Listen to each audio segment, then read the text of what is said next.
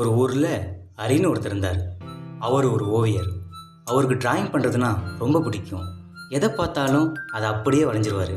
அவர் என்னதான் திறமையாக படம் வரைஞ்சாலும் யாருமே அதை பற்றி பெருசாக பேசலை. ஒரு நாள் பக்கத்து ஊரில் ஒரு ஓவிய போட்டி நடக்குது. அந்த போட்டியில் அவர் கலந்துக்கிறாரு. இந்த போட்டியில் ஜெயிக்கணும்னு அவரை மாதிரியே நிறைய பேர் அந்த போட்டியில் கலந்துக்கிட்டாங்க. அந்த போட்டியில் அவரால் ஜெயிக்க முடியல. அதுக்கு காரணம் என்னென்னா, இந்த காலத்துக்கு ஏற்ற மாதிரி அவரால் வரைய முடியல. திறமை இருந்தும் வாழ்க்கையில் சாதிக்க முடியலன்னு அவர் வருத்தப்பட்டார். அவர் வருத்தப்படும் போது ஆறுதல் சொல்லி என்கரேஜ் பண்ணுறதுக்கு ஹரிக்கு ஒரு உயிர் நண்பன் இருக்கிறாரு. இவர் தான் ஹரியோட நெருங்கிய நண்பன் கோகுல்.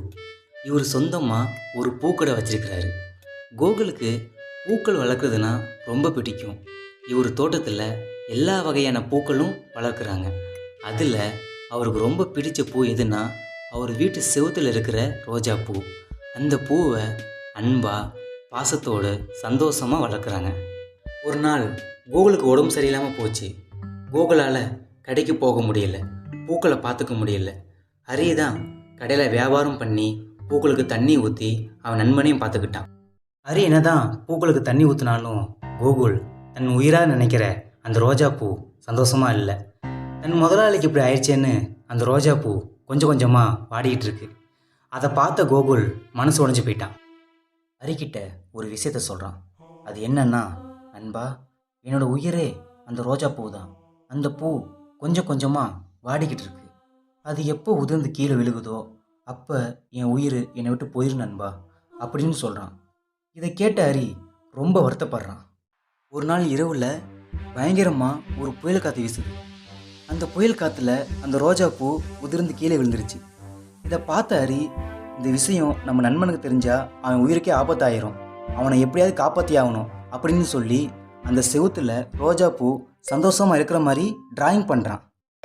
ரோஜா பூ சந்தோஷமாக இருக்கிறத பார்த்த கோகுலோட உடல்நிலை கொஞ்சம் கொஞ்சமாக சரியாயிட்டு வருது. ஒரு நாள் கோகுலோட உடம்பு முழுசாக சரியாயிருச்சு. ஹரி கோகுல்கிட்ட உண்மையை சொல்கிறான். நண்பா, அன்றைக்கி அடித்த புயல் காற்றுல அந்த ரோஜா பூ உதிர்ந்து கீழே விழுந்துருச்சு.